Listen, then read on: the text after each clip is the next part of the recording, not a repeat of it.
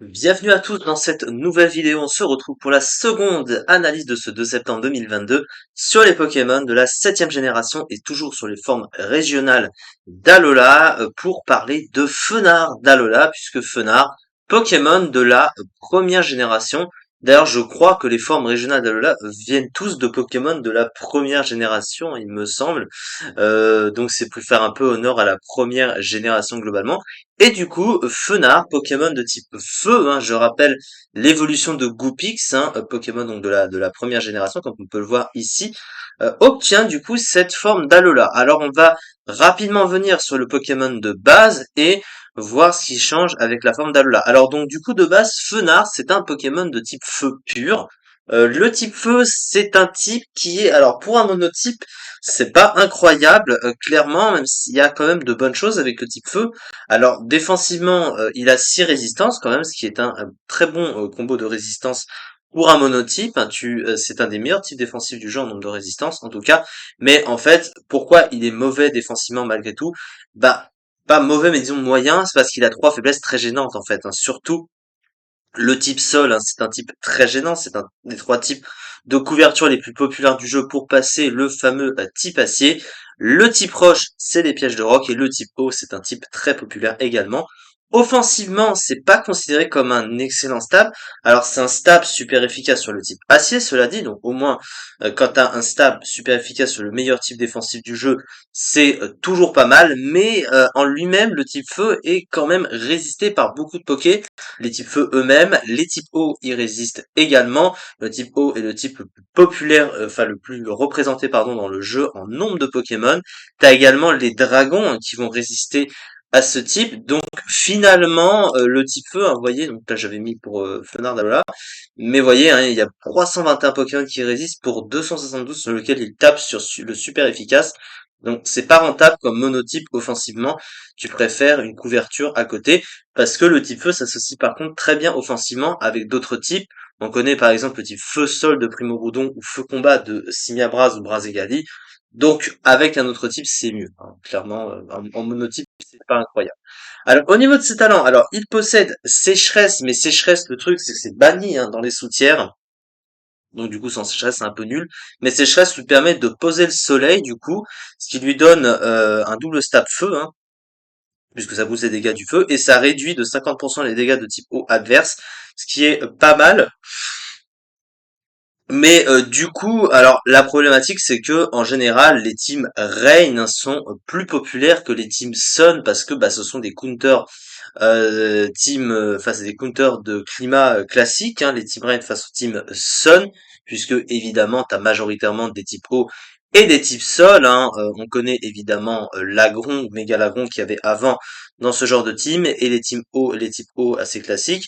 Des Pokémon hein, qui sont assez dangereux, qui peuvent bloquer hein, ce genre de Pokémon, et puis surtout de bloquer hein, avec la reine, hein, diminuer les dégâts de type feu adverse à l'inverse, et du coup pour réduire la puissance du type feu et de derrière plus facilement s'en débarrasser.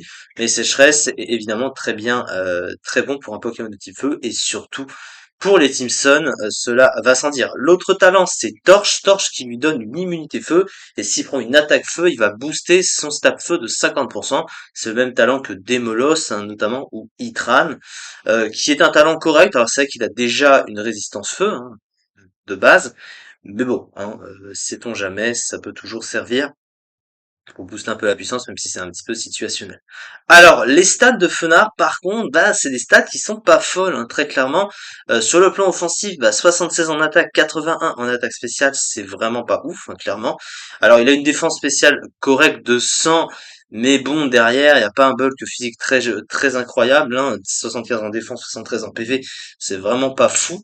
Et une vitesse de 100 qui est sympathique, bon, qui est pas extraordinaire non plus, mais bon, les stats dans l'ensemble sont vraiment pas ouf. C'est pour ça que Fenard, ben, à part si tu le joues avec le soleil, pour poser le soleil pour d'autres Pokémon de la team qui sont joués sous le soleil, c'est utile. Mais comme c'est banni, ben, il n'a que torche hein, dans les soutières. Et du coup, ben, ça le descend très très bas. Vous voyez qu'il est que PU ce Pokémon. Donc c'est vraiment pas incroyable. Sur le plan du move pool, il a pas énormément de trucs non plus. Il a un move pool assez prévisible. Alors, il possède quand même quelques trucs. Cela dit, il a notamment machination, couplé du coup bah, des attaques. Alors il a le lance-soleil, mais du coup bah, il a pas sécheresse, donc il peut pas l'utiliser avec sécheresse directement. Il possède bon les attaques feu assez classiques, mais on retrouve très très peu d'options de coverage. À côté, il a pratiquement rien. Alors il possède énergie balle pour passer les types hauts, les types sols, les types proches, hein, c'est faiblesse principale évidemment. Sinon, Dark Pulse qui lui fait une petite couverture sympathique aussi. Il y a aussi la nouvelle attaque de la 8G, un Scorching Sands, hein, qui est une attaque de type sol spéciale, alors qui fait moins mal que Telluri Force, mais qui agit un peu comme ébullition, ça a 30% de chance de burn l'adversaire. Le truc, c'est que c'est un type feu, et donc par conséquent, ces attaques feu peuvent déjà brûler, et donc évidemment, ça fait un double effet, mais c'est plus pour le coverage que c'est utilisé. Après, tu aurais préféré avoir une attaque plus forte que ça, on est d'accord. Donc clairement, et sur le plan du soutien, du coup, il n'a pas grand-chose à part le setup. Donc du coup, ben, il est très prévisible ce Pokémon, et c'est vrai qu'il a pas grand-chose, hein, clairement. Vous voyez qu'on va toujours le jouer avec le même set, donc c'est limité quand même ce Pokémon. Mais du coup, on va voir ce que ça donne par rapport à la forme. Excusez-moi, je ne sais pas ce qui se passe aujourd'hui, c'est la fatigue qui traîne. Donc du coup, Fenard d'Alola, alors qu'est-ce que ça donne? Bah déjà, il a pas la même apparence, il est beaucoup plus beau en Fenard d'Alola, et surtout, il change de type, il passe du type feu au double type glace-fée, est un type qui n'existait pas avant la septième génération, avant du coup les jeux de la 7G, et il n'y a aucun autre Pokémon dans le jeu qui possède cette combinaison de stab, même après du coup son apparition. Alors glace-fée, défensivement, Glacé, c'est pas terrible, hein. La faute à quoi? Au type glace, hein. Le type glace nerf toujours, peu importe le type avec lequel tu vas mettre le type glace défensivement, ça nerfera toujours parce que ça donne des faiblesses qui sont très gênantes. Notamment la double faiblesse au type acier, qui est un type qu'on voit tout le temps, hein. Évidemment, c'est le type défensif par excellence qui résiste en plus de ça aux deux stabs offensifs du Pokémon. Donc vraiment, c'est pas ouf. La faiblesse au piège rock qu'il avait déjà, il chope une résistance poison, une faiblesse poison, pardon, et une faiblesse feu. Donc ça veut dire que sa résistance feu se transforme en faiblesse, qui est un type très chiant à avoir en faiblesse, parce que c'est un type de commage très populaire. À côté, il a quand même trois résistances, une immunité, avec la résistance insecte, ténèbres, l'immunité dragon. Donc voilà, il a quand même des résistances utiles, mais vraiment défensivement, c'est pas incroyable comme type.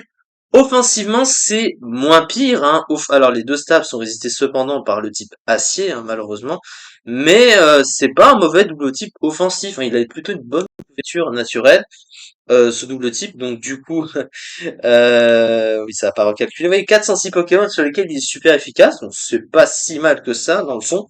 Donc voilà. Alors, au niveau des talents, alors Snowcloak, ça c'est inutilisable, hein, sur simulateur de combat en dehors du hover, puisque ça booste de 25% l'esquive sous la grêle. Mais par contre, l'autre talent, c'est Alerte Neige qui fait mettre la grêle au Pokémon dès qu'il rentre sur le terrain. Ce qui a rendu, du coup, Fenard, et donc cher Fenard d'Alola, beaucoup plus utile parce que ça entre en combinaison avec la fameuse capacité bien connue, je pense que vous voyez de quoi je parle, le fameux Voile Aurore qui ne fonctionne et n'est activable que si il y a la grêle sur le terrain, ce qui fait que comme il la pose lui-même, ce qui est mieux du coup, eh bien il peut mettre le Voile Aurore derrière, ce qui fait que pendant 5 tours, voire plus avec le Lumargite qui bouge jusqu'à 8 tours, eh bien, tous les dégâts de l'adversaire sont divisés par deux. Voilà, ils sont d'une moitié pendant tous ces tours-là. Ce qui fait que c'est un truc qui naturellement soutient beaucoup la team que vous utilisez. Et du coup, c'est assez pratique. À côté, bah du coup, ses moves changent, hein, puisqu'il chope des moves de stab qui viennent de son nouveau stab, du coup, avec des attaques glace et des attaques fées. Donc il a Moonblast, très bon stab fait, évidemment. Il a également accès à Ice Shard, alors qu'on verra assez rarement, parce que du coup, bah au niveau des stats, il passe à 109 de speed. On lui a pris de l'attaque, on lui a boosté sa speed, ce qui est plutôt pas mal, hein. C'est-à-dire qu'une très bonne vitesse pour poser le voile aurore, c'est très pratique, hein. Ça veut dire qu'il c'est un très bon lead pour la poser. Il a accès toujours à Machination, évidemment. Et puis à côté, il a aussi Freeze Dry, hein, qui est super efficace sur les types hauts, qui fait un petit coverage supplémentaire, donc c'est plutôt pas mal. Et bon, à côté, bah, il garde un move pool assez restreint quand même, mine de rien. Il a pas vraiment, on lui a pas rajouté grand chose de plus. Donc, bon, hein. peut pas faire grand chose de plus que ça, il est quand même très prévisible, mais c'est le meilleur poseur de voile aurore du jeu, hein, d'assez loin, et qui est très souvent vu dans les Veil Offense, hein, poser le voile aurore en début de partie pour soutenir le reste de la team. Et on peut le voir assez largement, il est en overuse ce Pokémon, alors il est 44e avec 3,5%, ce qui est certes pas le meilleur Pokémon de l'overuse, mais quand même comparé à Fenard qui est dans le PU, hein, qui trône très bas dans les tiers, à cause du fait il est surtout privé de sécheresse, mais c'est vrai que ça, il a pas non plus grand chose à côté. Mais Ninetales d'Alola, lui, est beaucoup plus utile en soutien d'une team, et donc ça fait quand même un gros écart entre les deux formes. Donc Fenard d'Alola aura amélioré Fenard, hein, on peut le dire assez clairement. Même si Fenard se joue quand même dans des archétypes de team assez spécifiques, mais cela étant, voilà, c'est beaucoup mieux. C'est ça en tout cas, du coup, pour cette vidéo. Et on se retrouve du coup pour la dernière analyse du jeu. Voilà, il nous en reste encore une à faire. Merci beaucoup de m'avoir suivi en tout cas, et à très vite pour une prochaine vidéo.